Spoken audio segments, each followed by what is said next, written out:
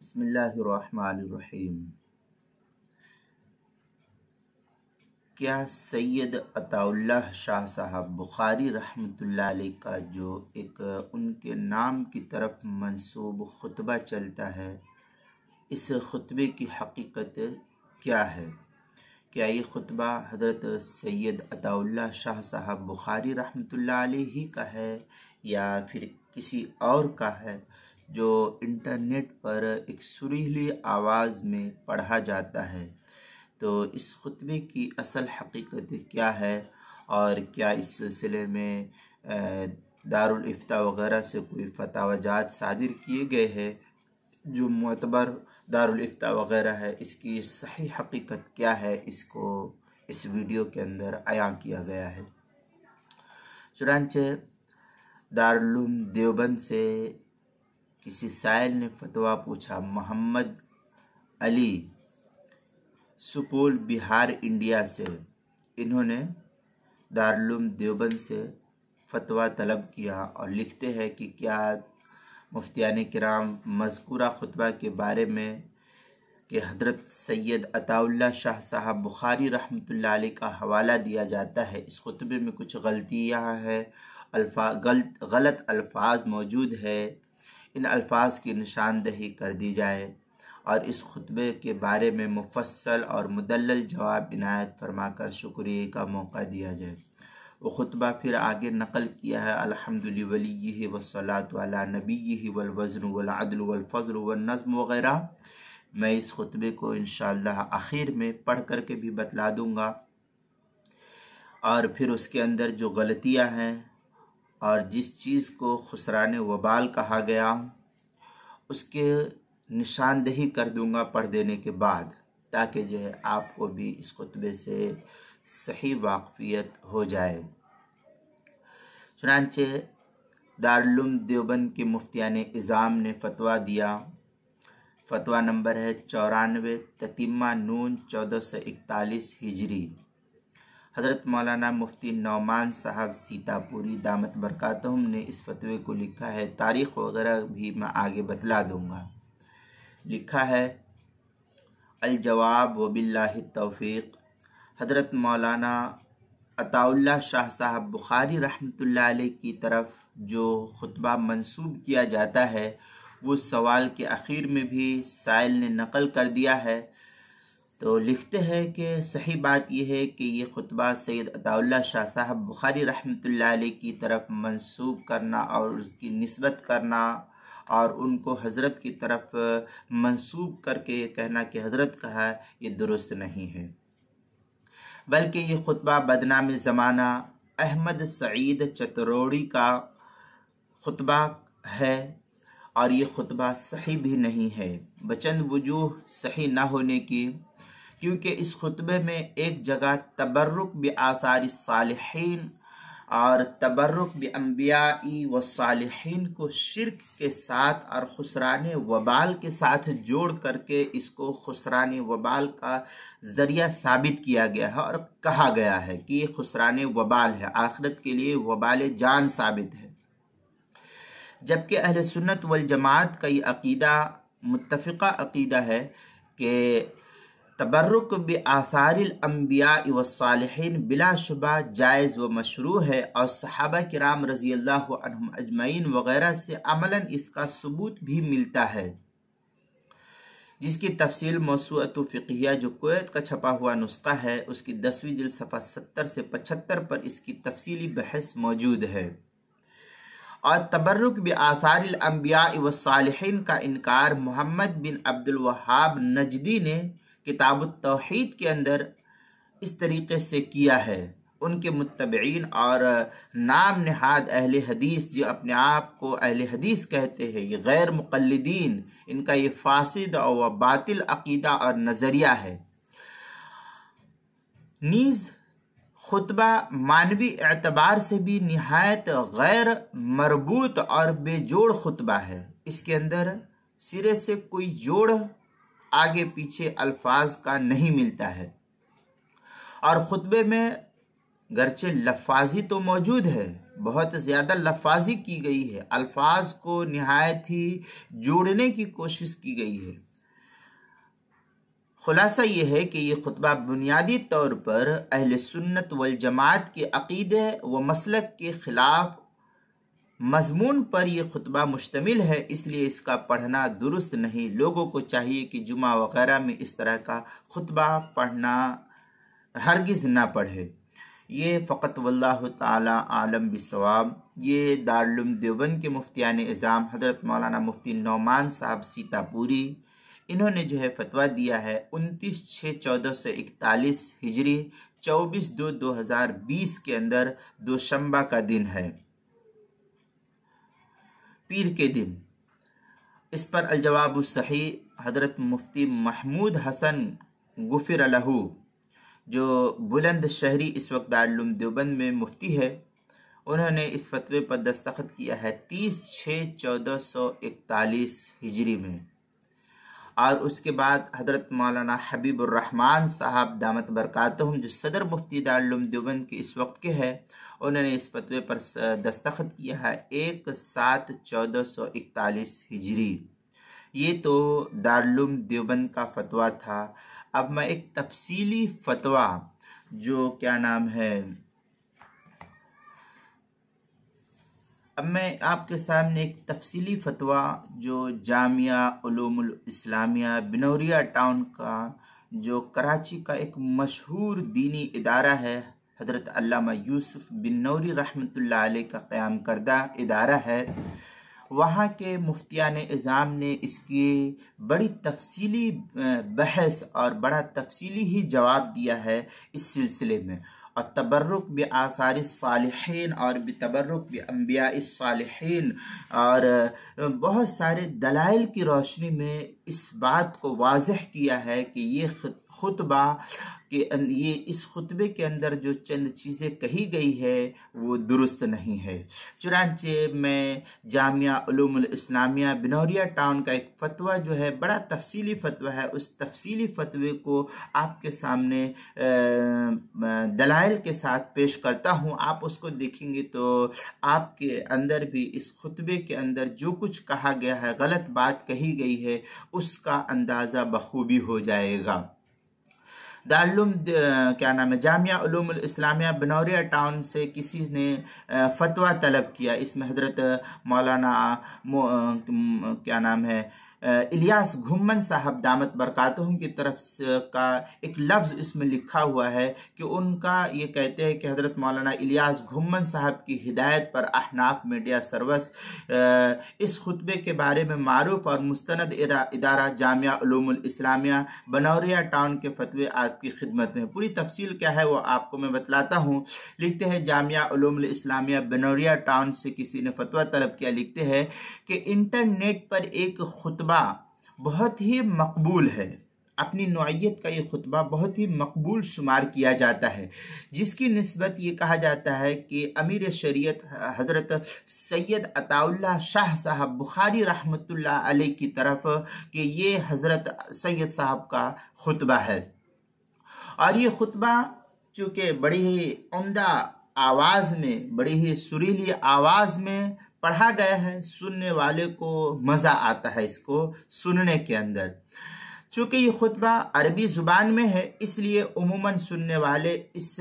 مفہوم سے آگاہ تو نہیں ہو پاتے ہیں کہ عربی میں کہا کیا جا رہا ہے، اس لیے بس وہ الفاظ کی لفاظی اور پڑھنے والے کی عمدگی پر اس بات کو رکھتا ہے کہ کس طریقے سے عمدہ الفاظ پڑھے جا رہے ہیں۔ حقیقت حال یہ ہے کہ یہ خطبہ سید عطا اللہ شاہ صاحب بخاری رحمۃ اللہ علیہ کا نہیں، بلکہ بدنام زمانہ اور گستاخ بدنام زمانہ اور گستاخ یہ احمد سعید چتروڑی کا ہے۔ اس ظالم نے اس خطبے میں اہل سنت والجماعت کے عقیدے کے خلاف ایسے جملے کہے ہیں جو سراسر گمراہی کی طرف لے جاتے ہیں۔ پھر آگے لکھا ہے متکلم اسلام حضرت مولانا محمد الیاس گھمن حفظہ اللہ کی ہدایت پر احناف میڈیا سروس اس خطبے کے بارے میں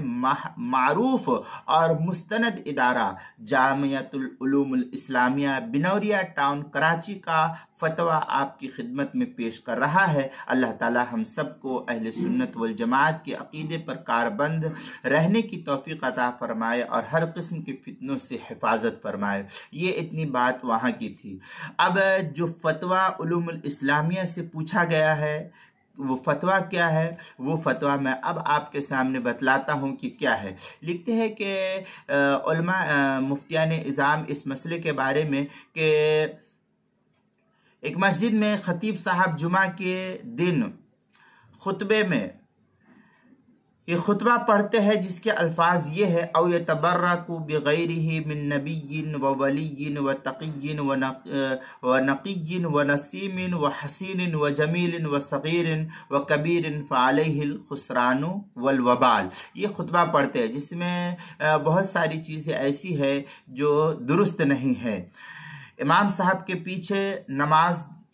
جو امام اس طریقے کا خطبہ پڑھ کے وہ نماز پڑھائے تو ایسے امام کے پیچھے نماز پڑھنا درست ہے یا نہیں؟ یہ الفاظ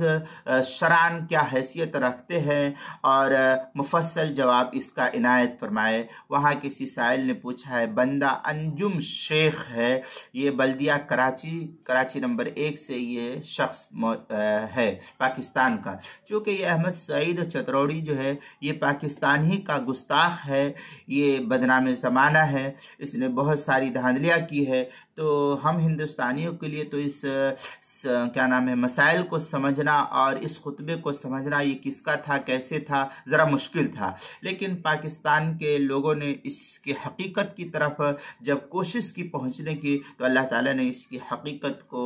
علماء پر واضح کر دیا کہ یہ کس کا خطبہ ہے اور کس طریقے سے اس ظالم نے ظلم و زیادتی کی ہے اہل سنت والجماعت کے ساتھ۔ اب یہاں سے تفصیلی فتویٰ دارالعلوم جامعہ علوم الاسلامیہ کراچی کے مفتیان اعظام نے دیا ہے، بڑا ہی تفصیلی فتویٰ ہے۔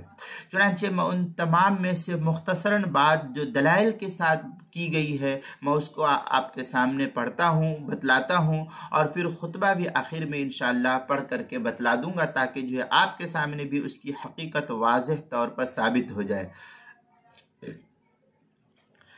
لکھتے ہیں کہ استفتاء میں جو مذکورہ سوال کے جواب میں ایک تمہید،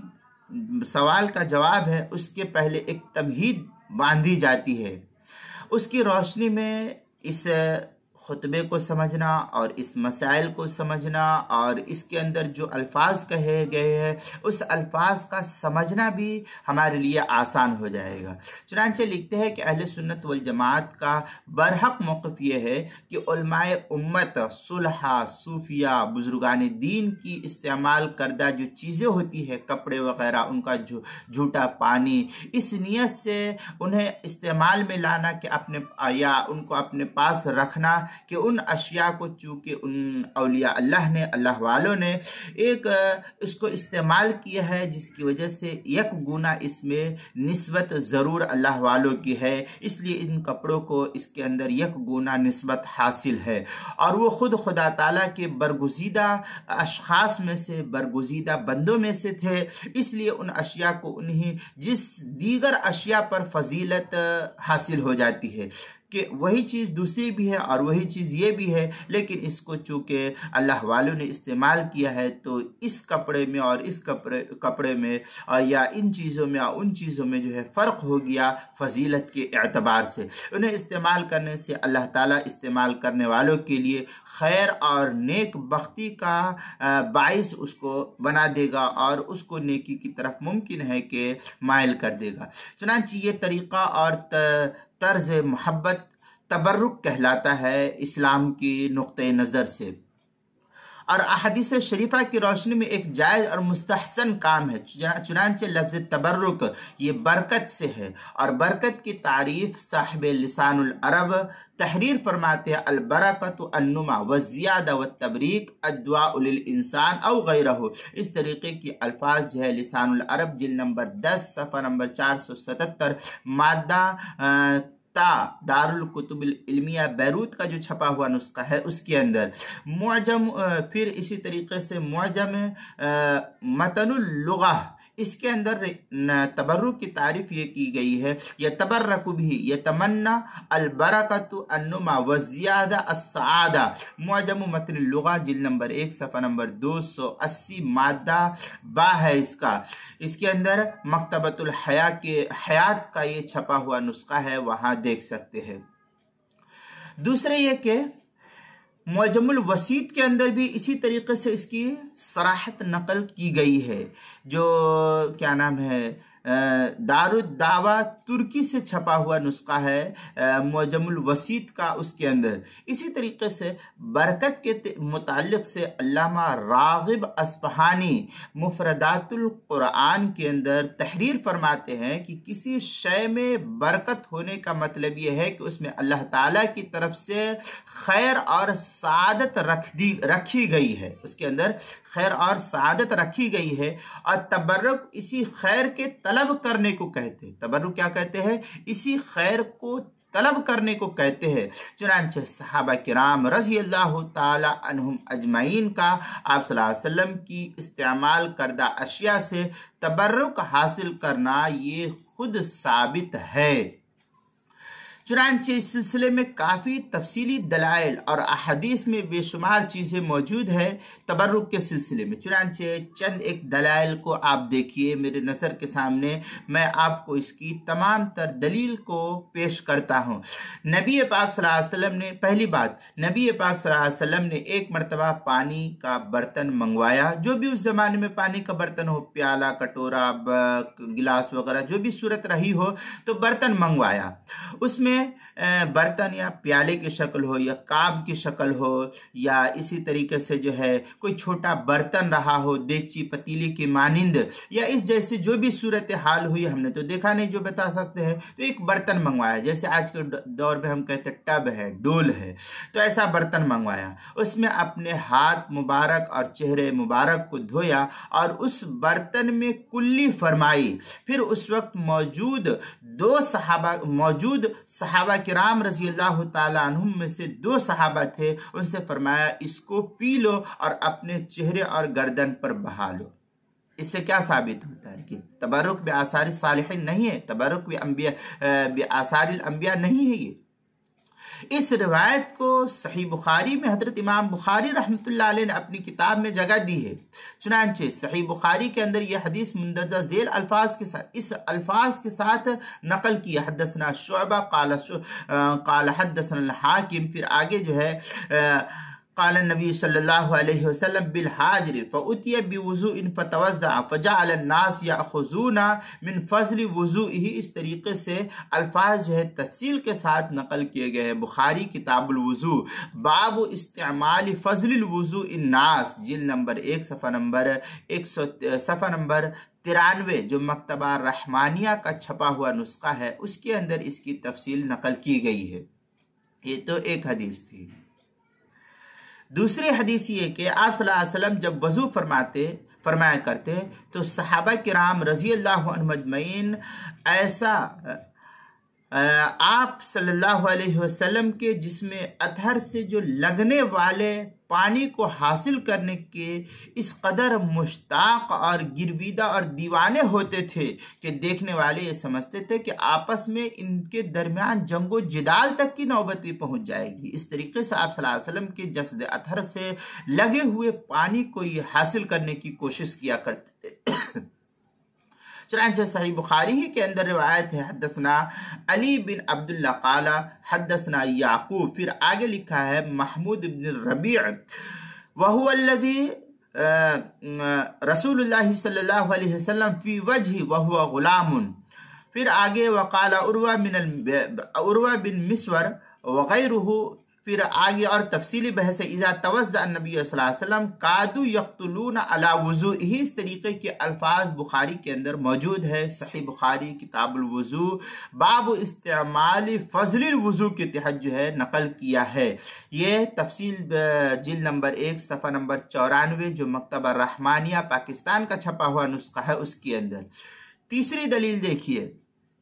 نبی پاک صلی اللہ علیہ وسلم حضرت جابر بن عبداللہ رضی اللہ تعالیٰ عنہ کی عیادت کے لیے ان کے مکان یا جہاں وہ تشریف فرما تھے وہاں آپ صلی اللہ علیہ وسلم تشریف لے گئے، اور وہاں وضو فرما کر وضو سے بچا ہوا پانی نبی پاک صلی اللہ علیہ وسلم نے حضرت جابر بن عبداللہ رضی اللہ تعالیٰ عنہ پر بہا دیا، جس سے حضرت جابر رضی اللہ تعالیٰ عنہ کو ہوش آ گیا۔ یہ بھی روایت بخاری کے اندر کچھ اس طریقے کے الفاظ سے مروی ہے، سمعت جابرا رضی اللہ تعالیٰ عنہ یقول جاء رسول اللہ صلی اللہ علیہ وسلم یعودنی وانا مریض لآقل فتوضأ وصبت علی۔ اس طریقے کے الفاظ جو ہے صحیح بخاری کتاب الوضو باب حب النبی صلی اللہ علیہ وسلم کے تحت جو ہے نقل کیا ہے، علی المغمى علیہ، جلد نمبر 1 صفحہ نمبر 94، مکتبہ رحمانیہ کا چھپا ہوا نسخہ جو بخاری کا ہے اس کے اندر۔ یہ 3 دلیل ہوئی۔ چوتھی دلیل کہ نبی پاک صلی اللہ علیہ وسلم کے لعاب دہن کو صحابہ کرام رضی اللہ عنہ مجمعین زمین پر گرنے سے پہلے اپنے ہاتھوں میں اس کو لے لیا کرتے اور اپنے چہرے اور جسموں پر اس لعاب دہن کو مل لیا کرتے تھے۔ چنانچہ یہ روایت بھی بخاری کے اندر موجود ہے۔ بخاری کے اندر ہے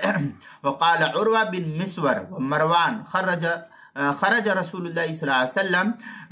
زمن الحدیبیہ فذکر الحدیث، پھر آگے جو ہے لمبی حدیث نقل کی ہے، الا وقعت فی کف رجل منہم۔ یہ اس طریقے کے الفاظ جو ہے بخاری کے اندر موجود ہے، صحیح بخاری کتاب الوضو باب البزاق والنخاط کے تحت جو ہے جلد نمبر 1 صفحہ نمبر 100 پر یہ مکتبہ رحمانیہ کو جو چھپا ہوا نسخہ ہے اس کے اندر یہ روایت کافی تفصیل سے موجود ہے۔ پھر آگے 5ویں دلیل کہ نبی پاک صلی اللہ علیہ وسلم بچوں کے منہ میں برکت ہی کے لیے لعاب دہن مرحمت فرما دیا کرتے تھے، اور جو نومولود بچے ہوتے تھے، جن بچوں کی پیدائش ہوتی تھی، تحنیک کے لیے نبی پاک صلی اللہ علیہ وسلم کے پاس اصحاب رسول آتے اور کھجور کو لا کر کے دیتے، کہتے کہ یا رسول اللہ اس کی تحنیک کر، اس کو چبا دیجئے جس سے میں اپنے بچوں کی تحنیک کرا دوں۔ تو صحابہ اپنے بچوں کی تحنیک نبی پاک صلی اللہ علیہ وسلم کے پاس کچھ کھجور لے کر کے آتے، اس کو چبوا کر صحابہ رضی اللہ عنہ مجمعین اپنے بچوں کے منہ میں اس کو گھما دیتے تھے کھلانے کے لیے۔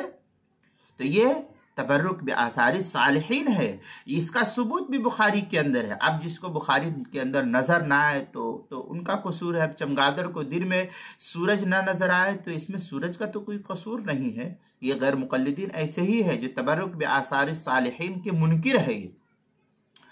چنانچہ بخاری کے اندر روایت ہے حدثنا ہشام بن عروہ عن ابیہ عن اسماء بنت ابی بکر انہا، پھر آگے لکھتے ہیں فولدت ببقاء ثم اتیت به رسول اللہ صلی اللہ علیہ وسلم فوضعته في حجره ثم دعا بتمرۃ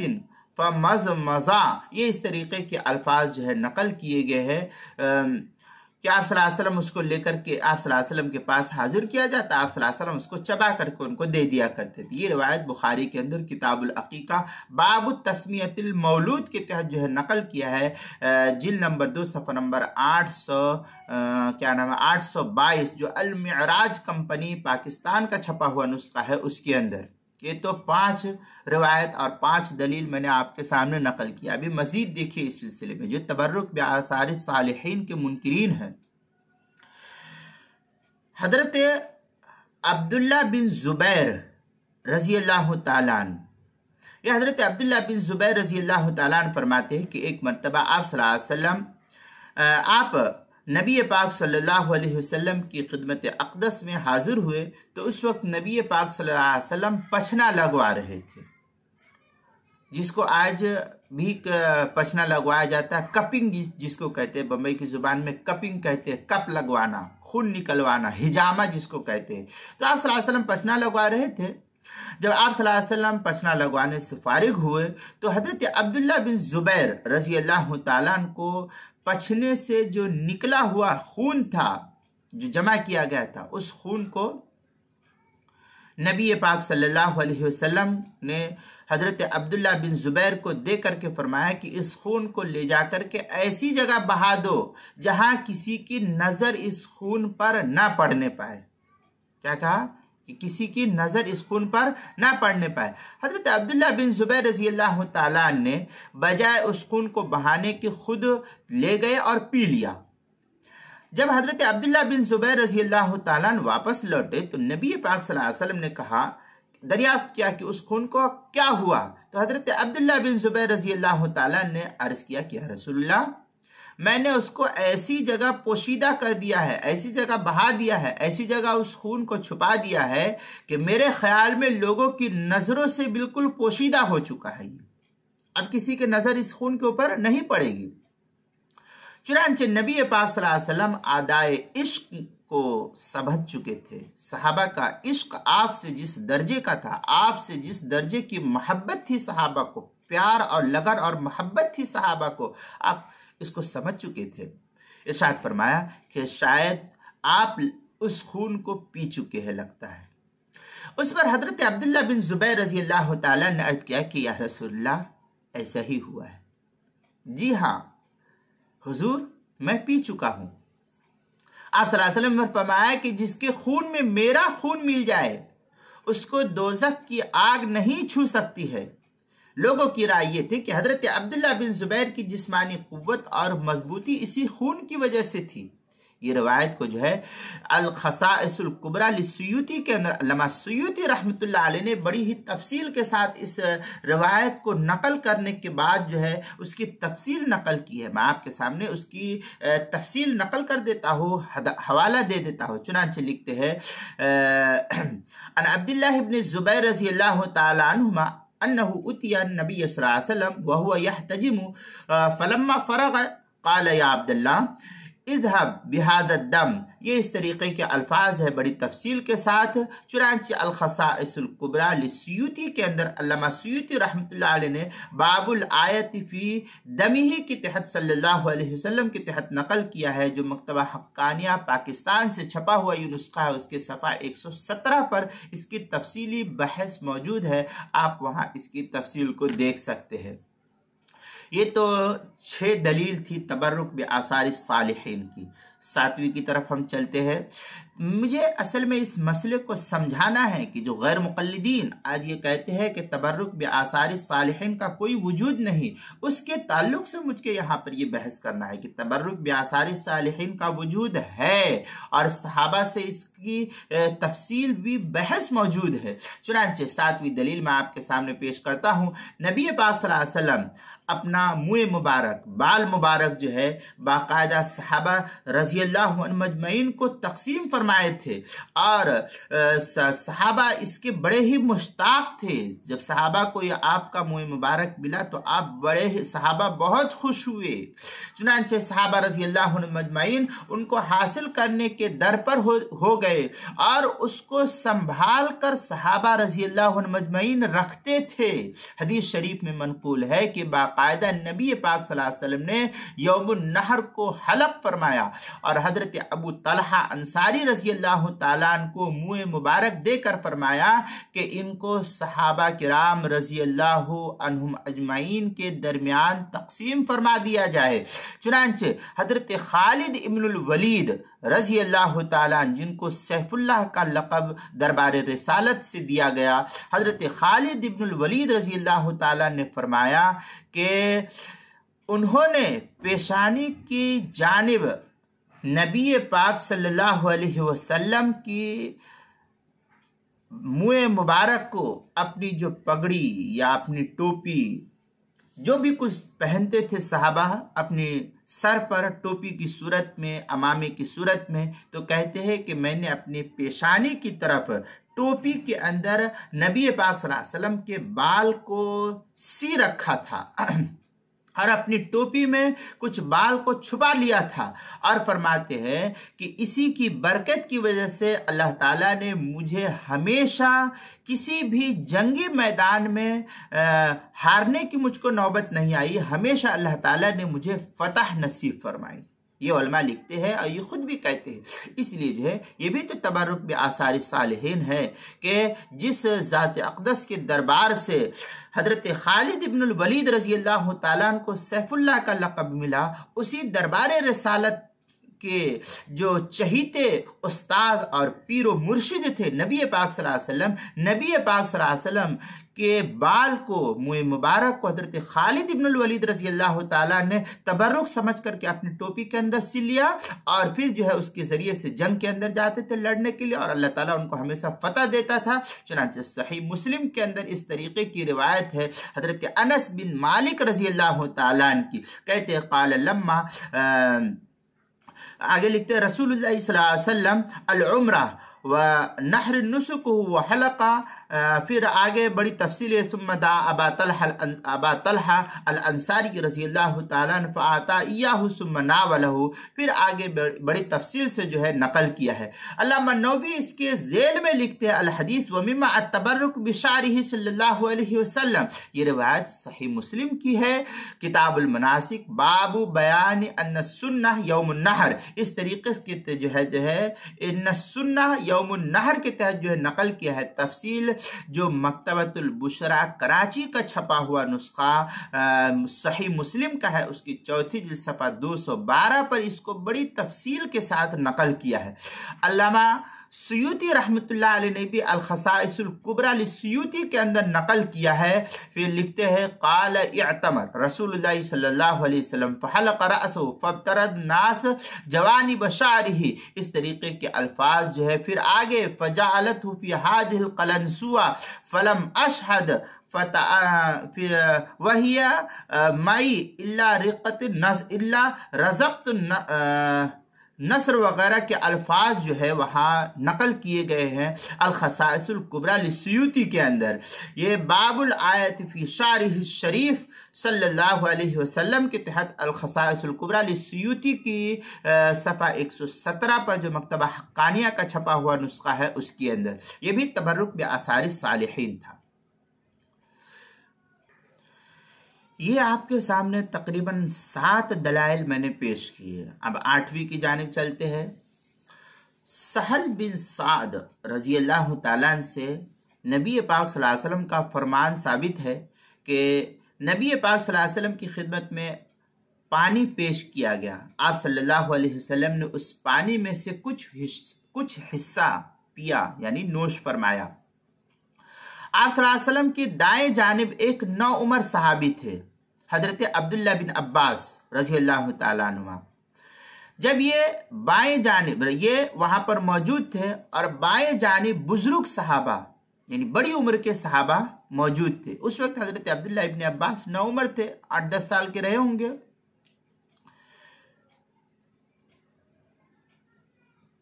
बड़ी उम्र के सहाबा बाएं जानिब मौजूद थे।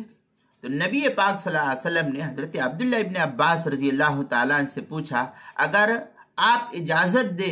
तो मैं बचा हुआ पानी इन बुजुर्ग की तरफ बढ़ा दूं, यानी जो बुजुर्ग सहाबा बड़ी उम्र के सहाबा मौजूद है उनको मैं ये पानी दे दूं। चुनांचे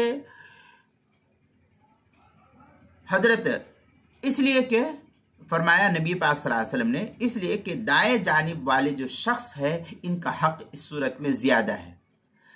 तो इस पर हजरत अब्दुल्ला इब्न अब्बास रज़ी अल्लाह ताला अन्हु ने अर्ज़ किया कि या रसूलल्लाह खुदा की कसम, या रसूलल्लाह खुदा की कसम, आपसे हासिल होने वाले अपने हिस्से पर मैं किसी भी शख्स को तरजीह नहीं दूंगा। इस पर आप सल्लल्लाहु अलैहि वसल्लम ने पानी का प्याला उनके हाथ में थमा दिया। इससे क्या साबित होता है कि तबर्रुक बि आसार सालिहीन बि आसार अंबिया नहीं है। ये नौ उम्र सहाबा है, आपसे बड़ी बड़ी उम्र के सहाबा मौजूद थे, लेकिन इन्होंने तरजीह दी आप सल्लल्लाहु अलैहि वसल्लम के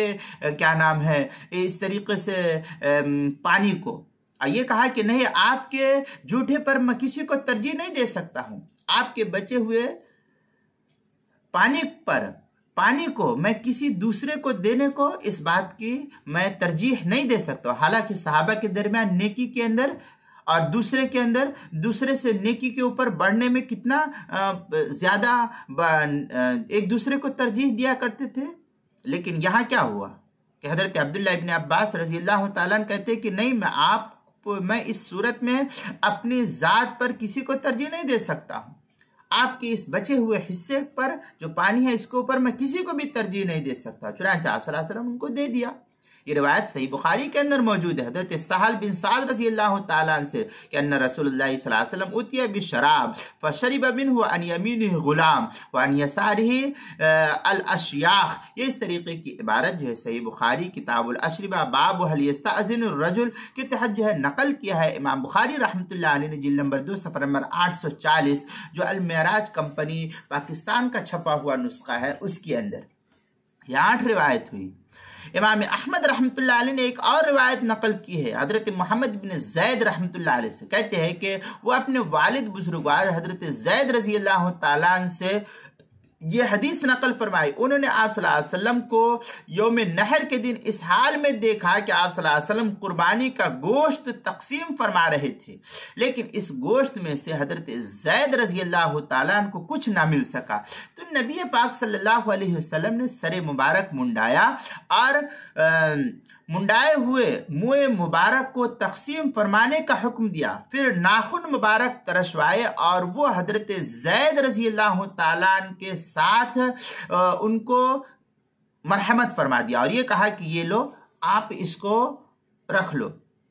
چنانچہ آپ صلی اللہ علیہ وسلم نے حضرت زید رضی اللہ تعالیٰ عنہ کو اپنا ظفر ناخن دے دیا. ظاہر سی بات ہے یہ بھی تو تبرک بآثار الانبیاء ہے. زاد المعاد میں علامہ ابن قیم رحمۃ اللہ علیہ نے اس حدیث کو نقل کیا عبداللہ بن زید ان اباہ حدث انه شہد النبی صلی اللہ علیہ وسلم عند النحر ورجل من قریش وهو يقسم اضاحی. اس طریقے کے الفاظ جو ہے زاد المعاد فصل فی حلق رسول اللہ صلی اللہ علیہ وسلم کے تحت دوسری جلد صفحہ 270 جو مؤسسۃ الرسالہ کا بیروت کا چھپا ہوا نسخہ ہے اس کے اندر. 10ویں روایت حضرت اسما بنت ابی بکر رضی اللہ تعالیٰ عنہ سے مروی ہے. کہتی ہے کہ انہوں نے ایک تیالسی جبہ، ایک کپڑا ہے جسے آج کہتے ہیں کہ عربی جبہ ہے، تو ایسے اس زمانے میں تیالسی جبہ ہوا کرتا تھا. فرماتی ہے کہ نبی پاک صلی اللہ علیہ وسلم اس کو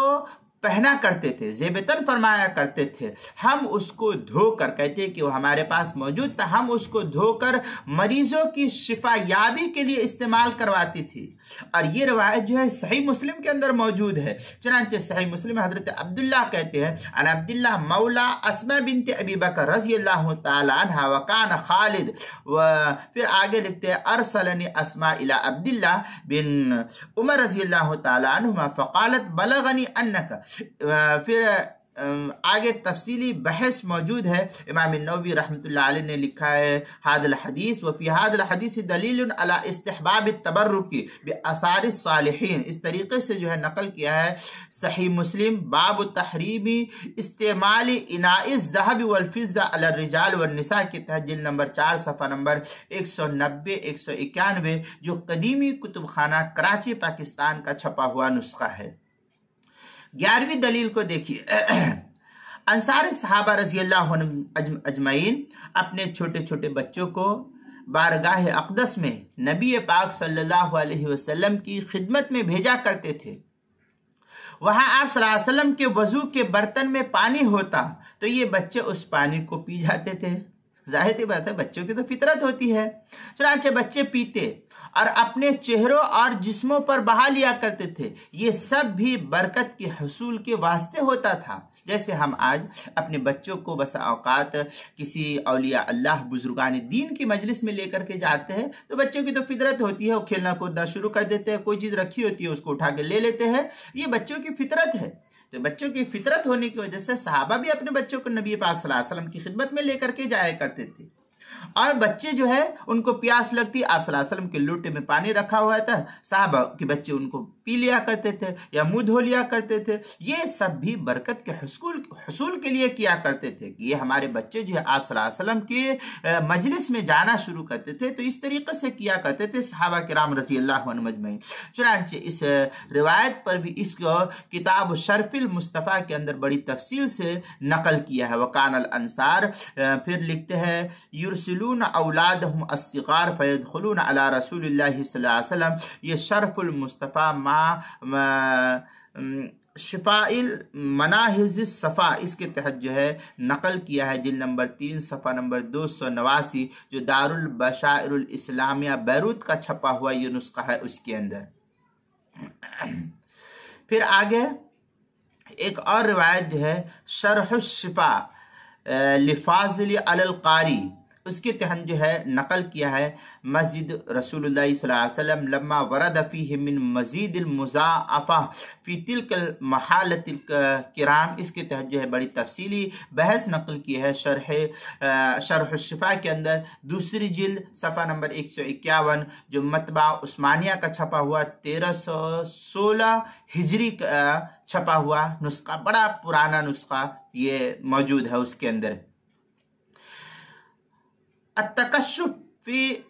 मुहिम्मात तसव्वुफ में हज़रत मौलाना अशरफ अली थानवी नव्वरल्लाहु मरक़दहू ने 3 अहादीस जिक्र करके फरमाया कि तबर्रुक के जवाज़ पर इस्तिदलाल फरमाते हुए तहरीर फरमाते हैं। कहते हैं कि हदीस अव्वल तलक बिन अली रजी अल्लाह ताला से मरवी है कि हम अपनी कौम के फरिस्तादा होकर नबी पाक सल्लल्लाहु अलैहि वसल्लम की खिदमत में हाजिर होते और हमने आप सल्लल्लाहु अलैहि वसल्लम आपसे बैत की और आपके साथ नमाज पढ़ी और आपको इत्तला दी कि हमारे सरजमीन में हमारी एक इबादत खाना मजहब ईसाई का है, हम उसको मस्जिद बनाना चाहते हैं और उस मकाम पर बरकत के लिए छिड़कने को हमने आपसे आपकी बकिया वजू का पानी मांगा, आपने पानी मंगवाया, फिर वजू किया और मज़मज़ा यानी कुल्ली किया, फिर वो पानी एक छोटे से मशकीस में भर दिया और फरमाया जब तुम अपनी सरजमीन पर पहुंचो तो इस पानी को वहां तुम छिड़क देना। इस पर सईद अंसारी उस माबद पर जब पहुंचो, जो नसारा का माबद है, उसको तोड़ डालना और उस जगह ये पानी को छिड़क देना और उसको मस्जिद बना लेना। हमने अर्ज किया कि जगह दूर है और गर्मी सख्त है, पानी खुश्क हो जाता है। आपने फरमाया कि उसमें और पानी मिलाकर बढ़ा लेना कि उसमें भी बरकत ही बढ़ा दी जाएगी। रिवायत क्या है उसको इमाम नसई रहमतुल्लाह अलैह ने नकल किया है। दूसरी हदीस हजरत थानवी रहमतुल्लाह अलैह नकल करते हैं हजरत अनस बिन मालिक रजी अल्लाह ताला अन्हु से कि मैंने रसूलुल्लाह सल्लल्लाहु अलैहि वसल्लम को देखा कि हल्लाक जो नाई बाल मुड़ने वाले, आपके बाल सर के उतारे और हाथ में और आपके सहाबा के आपको घर के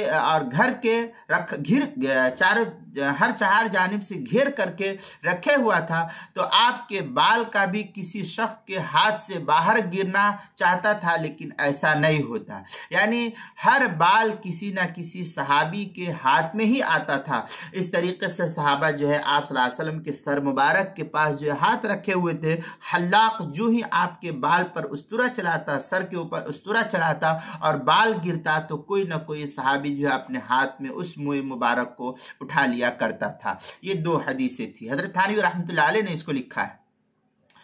तीसरी हदीस हजरत अनस बिन मालिक रजी अल्लाह ताला अन्हु की कि हजरत उम्मे सुलैम रजी अल्लाह ताला अन्हा रसूलुल्लाह सल्लल्लाहु अलैहि वसल्लम के लिए जब उनके घर तशरीफ ले जाती तो एक चमड़े का बिस्तर बिछा दिया था और आप सल्लल्लाहु अलैहि वसल्लम गाह बगा उनके घर कैलूला करने के लिए जाते थे।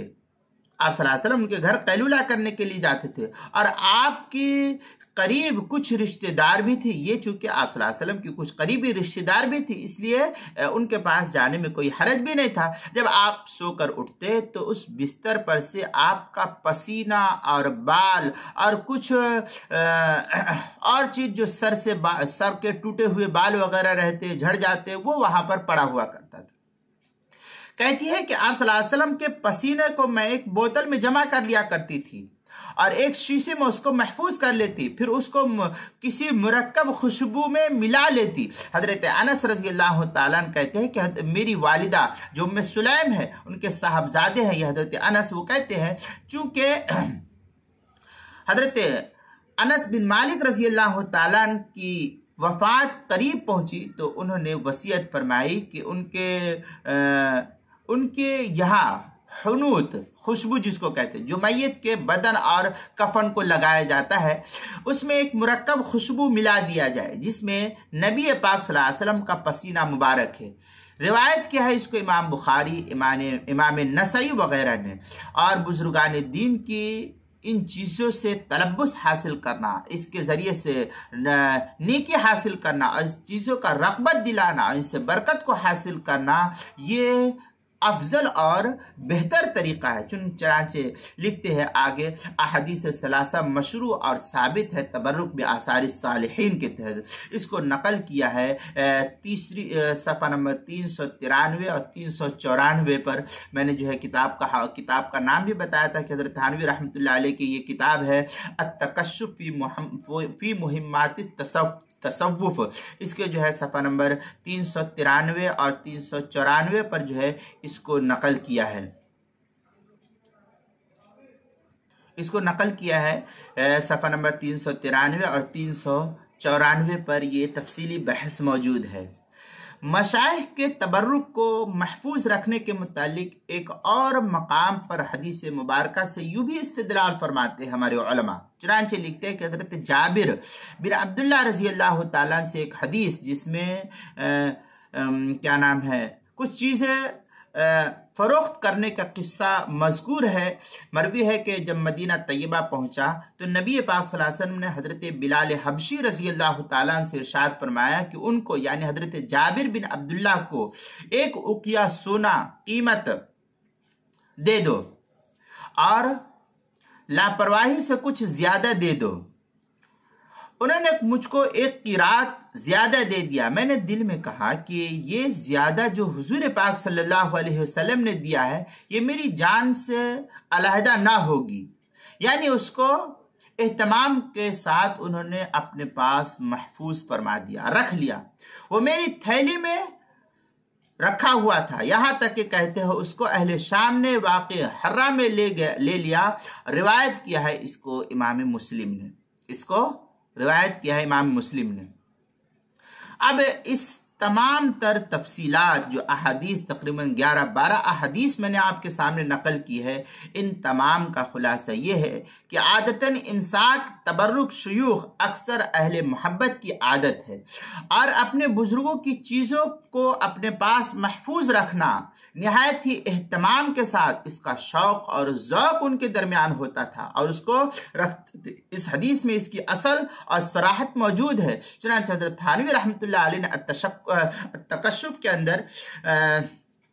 صفحہ 273 جو کتب خانہ مظہری سے چھپا ہوا یہ نسخہ ہے اس کے اندر مذکور ہے۔ اب ان تمام تر تفصیلات کو دیکھنے کے بعد یہ بات واضح ہو جاتی ہے کہ نہ صرف انبیاء کرام بلکہ انبیاء کرام کے علاوہ صحابہ کرام رضی اللہ عنہم اجمعین، تابعین، تبع تابعین اور دیگر جو صلحائے امت ہے ان کی استعمال کردہ اشیاء سے برکت کے حصول کا نظریہ رکھنا اور اس کے ذریعے سے برکت کو حاصل کرنا نہ یہ کہ یہ صرف مشروع ہے بلکہ یہ خود صحابہ کرام رضی اللہ عنہم اجمعین کے عمل سے بھی ثابت ہے۔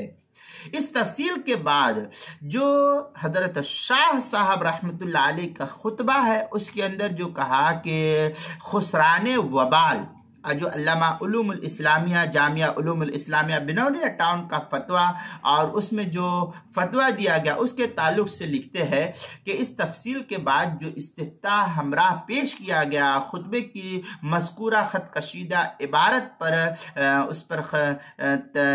لائن لگا دی گئی ہے، ایک جو ہے لمبی قطاریں اور لائنیں لگا دی گئی، اس کے متعلق حکم یہ ہے کہ اس عبارت کے اندر او یتبرک بغیرہ من نبی و ولی وغیرہ کے جو الفاظ ہے اس میں انبیاء اور اولیاء سے برکت حاصل کرنے والوں کے لیے ناکامی اور خسارہ اور وبال کی بددعا کی گئی ہے، اور تبرک کے عمل کو خلاف شریعت بتلایا گیا ہے، جبکہ شرعی نقطہ نظر اور شرعی نصوص اور صحابہ کرام رضی اللہ عنہم اجمعین کے عمل سے بالکل یہ بات واضح اور صاف ہے کہ تبرک بآثار الصالحین نہ صرف جواز بلکہ اس کا استحباب ثابت ہے، جیسا کہ میں نے آپ کے سامنے تقریباً 11-12 دلائل جو ہے آپ کے سامنے پیش کیا۔ لہذا کسی جائز اور شرعی عمل کو ناجائز سمجھنا اور اس کے عاملین عمل کرنے والوں کے لیے ہلاکت اور بربادی اور خسارہ اور نقصان کا مستوجب ٹھہرانا یہ یقیناً خلاف شرع اور اہل سنت والجماعت کے عقیدے کے خلاف ہے، اور جو شخص تبرک بآثار الصالحین کے عدم جواز کا قائل ہو تو ایسا شخص گویا کہ فاسق فاجر ہے، مبتدی ہے۔ یہ شخص शरन ऐसे शख्स की इक्तिदा में नमाज अदा करना ये मकरूह और मकरूह तहरीमी है। लिहाजा अब जो तफसील आपके सामने गुजरी है, इस तफसील के पेश नज़र जो खतीब या जो इमाम ये खुतबा पढ़े और इस खुतबे को पढ़ता है और ख़त कशीदा जुमले की अदायगी करता है, इस बिना पर उसको गुमराह, उस इमाम को गुमराह और फासिक शुमार कराया जाएगा। लिहाजा इस सूरत में ज़रूरी है कि आइंदा इस किस्म का ना ही अकीदा रखे और ना ही खुतबे में ऐसे अल्फाज को कहा जाए। अगर इमाम साहब इससे बाज नहीं आते हैं तो ऐसी सूरत में मस्जिद इंतज़ामिया, ट्रस्ट, वहाँ के जो है जिम्मेदारान, मुक्तदी हजरात, इनको ये हक हासिल है कि किसी दूसरे सहीहुल अकीदा, नेक, सालिह मसलक अहल सुन्नत वल जमात और सहाबा किराम रज़ी अल्लाह ताला अन्हुम के नहज पर चलने वाले इमाम और सालिह इंसान का इंतज़ाम किया जाए और उनको मनसब इमामत पर फायज किया जाए। चुनांचे फतावा शामी में है, वयकरहु इमामत अब्दिन व मुब्तदी अय साहिब बिदा वहिया इअतिकाद खिलाफिल मारूफ अनिर रसूल। ये इस तरीके के इबारत है फतावा शामी अद्दुरुल मुख्तार मारद मुहताज, उसकी पहली जिल्द सफ़ा 559 और 560 जो HM सईद का छपा हुआ नुस्खा है, उसके अंदर ये भी बात इसके अंदर समझनी चाहिए कि मकसद खुतबे का जो होता है वो ये कि लोगों के दरमियान वाज़ो नसीहत, लोगों को नसीहत करना, लोगों के लिए तज़कीर और उनको जो है अच्छी बातों का हुक्म करना, महज समात के लिए और कान के तलज़्ज़ुज़ के लिए और कान को अच्छा लगे जिसकी वजह से मैं ये खुतबा पढ़ूँ, तो इस तलज़्ज़ुज़ की खातिर अरबी ग्रामर के मारूफ और मशहूर क़वाइद की पीछे ये सिर्फ पुश्त पनाही हो सकती है। इस खुतबे के अंदर, चूंकि मैंने पहले भी कहा कि ये गैर मरबूत खुतबा है और इसके अंदर जो है कोई ऐसी रब्त भी आपस में खुतबे का नहीं है, इसलिए सिर्फ काफिया और जाविया को बनाने की फिक्र तो है इसके अंदर, लेकिन इस खुतबे के अंदर कोई मुनासबत मौजूद नहीं है, इसलिए जो है इस खुतबे का पढ़ना दुरुस्त नहीं है। ये खुतबा मानवी एतबार से भी बेजोड़ और बेढंग है। कोई खुतबे के अंदर ना कोई रब्त है, ना कोई ज़ब्त है इस खुतबे के अंदर, और ना ही जो है इस खुतबे के अंदर कोई तफसीली वजाहत मौजूद है, और ना ही लफ्ज़ी एतबार से सिर्फ ज़ाहिरी तौर पर खुशनुमा और समात करने वालों को मलहूस रखता है और अच्छा लगता है, लेकिन ये बेजोड़ और खुराफात पर मबनी खुतबा है, इसलिए इस खुतबे का पढ़ना किसी भी सूरत में जायज़ नहीं है। नीज़ ये भी कहा क्या नाम है इसके अंदर क्या नाम है जामिया उलूमुल इस्लामिया बिनौरिया टाउन के मुफ्तियान किराम ने कि हमारी मालूमात के मुताबिक मज़कूरा खुतबा जिस शख्स की तरफ मंसूब है वो खुद एक मुतनाज़ शख्सियत है, जमहूर अहले फतावा के नज़दीक वो शख्स जो है गुमराह है। इसलिए मुलाहजा हो फतावा जात मुरतब करदा मौलाना अब्दुस्सलाम मुद्दज़िल्लहु शाया करदा जामिअतुल इशाअत उलूमुल कुरान अटक, इनकी तक़लीद और इत्तिबा किए चाहे सिर्फ खुतबा ही में क्यों ना हो, बहर सूरत ये दुरुस्त नहीं और ऐसा खुतबा पढ़ना जायज़ नहीं है। लिहाजा ऐसे खुतबे को पढ़ने से हमको गुरेज करना चाहिए, बचना चाहिए। जो ख़तीब हजरात इस खुतबे को पढ़ते हैं उनको बचना चाहिए, इस खुतबे को नहीं पढ़ना चाहिए। उस खुतबे को पढ़ना चाहिए जो सल्फ़ सालिहीन से साबित है और जो हमारे अकाबरीन से साबित है, जिसमें लोगों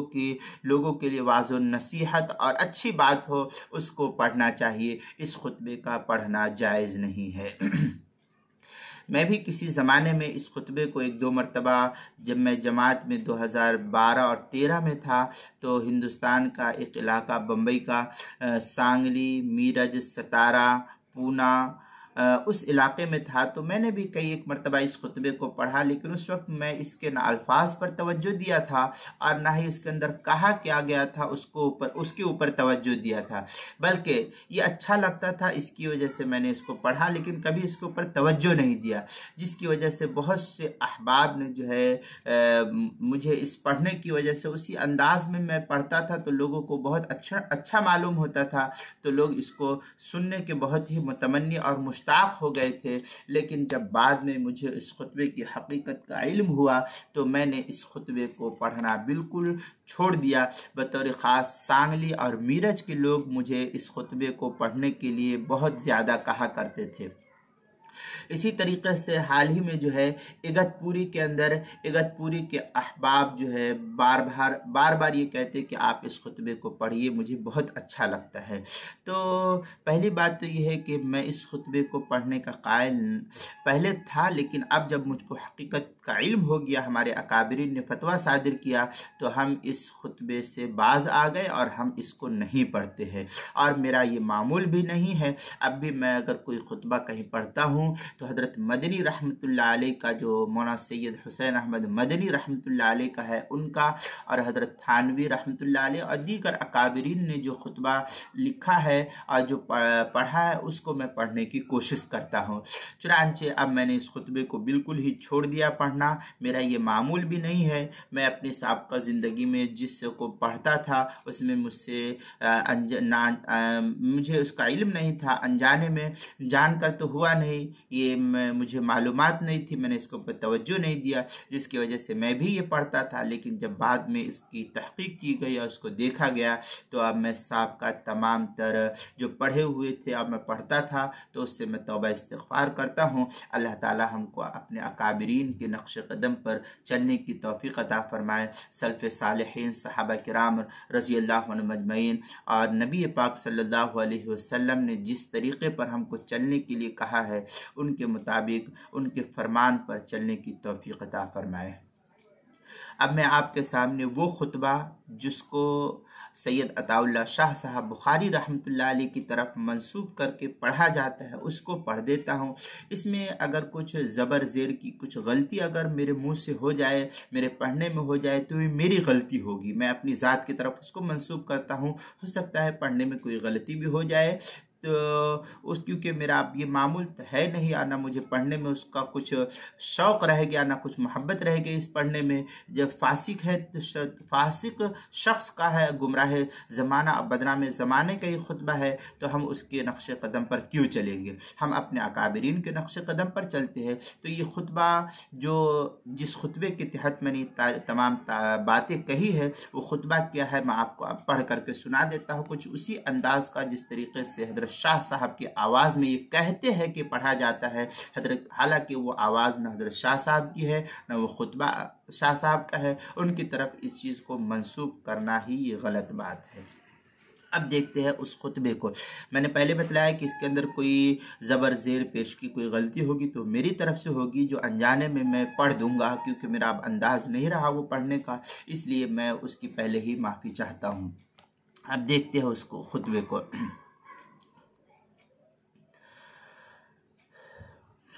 الحمد لولیہ والصلاة علی نبیہ والوزن والعدل والفضل والنظم والعظم بالجزم بوحدته بكبريائه بسلطان وبإعلان وبإتقان وبإيمان وبيان في فرقان وحده لا شريك له وحده بوحدة موحدا بوحدة موحدا بوحده وحيدا وأحدا بلا مدد وجدد ونسب ووصف في الكمال لا شريك له ولا نذير له ولا مثل له ولا مثال له ولا وزير له ولا مقارن له ولا مقاسم له ولا مداني له ولا مضارع له ولا جلد بلد ولد جسد رسو جزو نزم عزم له ولا جذب وصف عيب قاب بيت خصم له ولا مقارن له ولا مقاسم له ولا مداني له ولا مضارع له ولا مناظر له ثم نشهد أن لا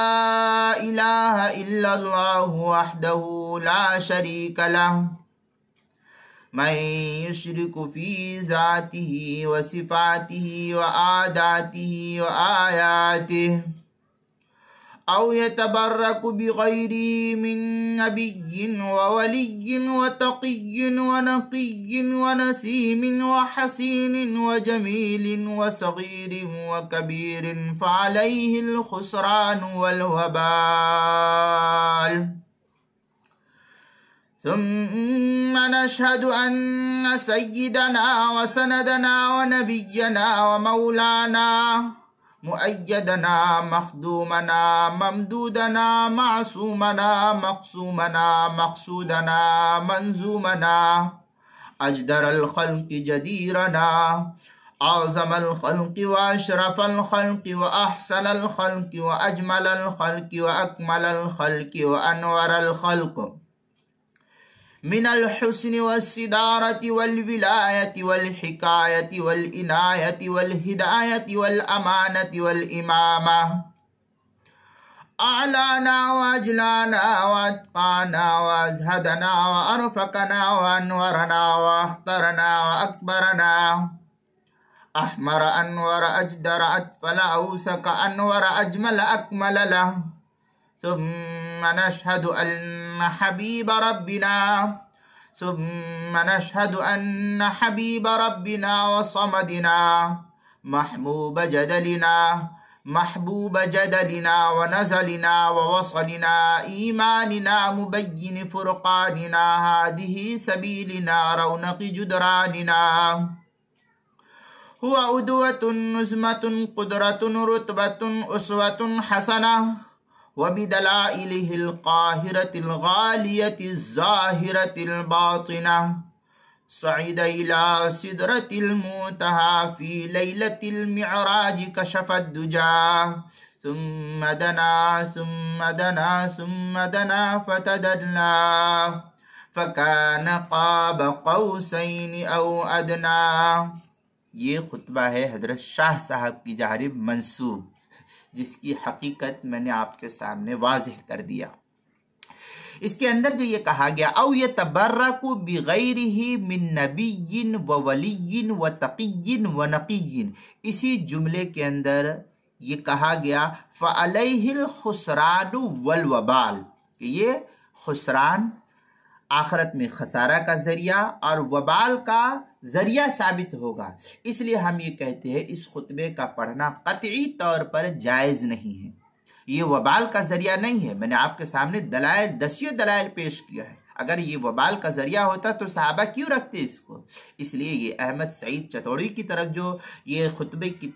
نسبت ہے یہ نہایت ہی فاسد خطبہ ہے. اس خطبے کو پڑھنا جائز نہیں ہے، کسی بھی خطیب کو اس خطبے کو نہیں پڑھنا چاہیے. دوسرے یہ کہ اس خطبے میں بے جوڑ الفاظ ہے، کہیں کسی الفاظ کا ربط نہیں ہے، بس یہ ہے کہ لفاظی کی گئی ہے، زاویہ اور قافیے کو تو ملایا گیا ہے، لیکن ہمارے اکابرین نے اس کو کہا کہ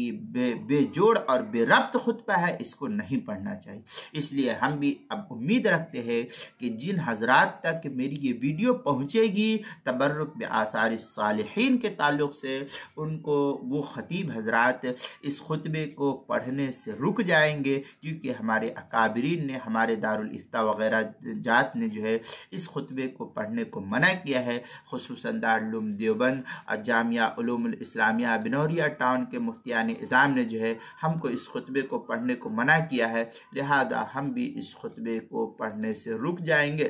اور اس خطبے کو نہیں پڑھیں گے، بلکہ اس خطبے کو پڑھنے کی کوشش کریں گے جس خطبے کو کیا نام ہے سلف صالحین، اکابرین اور بزرگان دین نے پڑھا ہے، اس خطبے کو پڑھنے کی کوشش کریں گے. اللہ ہم سب کو عمل کی توفیق عطا فرمائے. میں اپنے سابقہ جو کچھ پڑھتا تھا اس سے توبہ استغفار کرتا ہوں اور آئندہ ارادہ کرتا ہوں کہ انشاءاللہ تعالی اس طریقے کی غلط تحریر اور غلط خطبے کو میں نہیں پڑھوں گا. میں اپنے سابقہ پڑھے ہوئے خطبے سے اور پڑھے ہوئے گناہوں سے توبہ استغفار کرتا ہوں. اللہ تعالیٰ میری توبہ کو قبول فرمائے. جو لوگ بھی پڑھتے ہیں اس خطبے کو ان سے میری درخواست ہے کہ اس خطبے کو نہ پڑھیے اور اس خطبے کو پڑھیے جو ہمارے اکابرین سلف صالحین سے ثابت ہے. میری یہ ویڈیو اگتپوری کے لوگ، جو مہاراشٹر کا ضلع ایک ناسک ہے، اس کا تعلقہ ایک اگتپوری پڑتا ہے کسارا کے بعد، یہاں سے تقریباً 160 کلومیٹر کے آس پاس ہے یا اس سے کچھ کم بیش ہوگا، تو وہاں کے لوگوں تک یہ ویڈیو پہنچے تو وہ بھی اپنی توجہ اور دھیان اس خطبے سے ہٹا دے، کیونکہ یہ خطبہ درست نہیں ہے۔ ٹھیک ہے، السلام علیکم ورحمۃ اللہ وبرکاتہ۔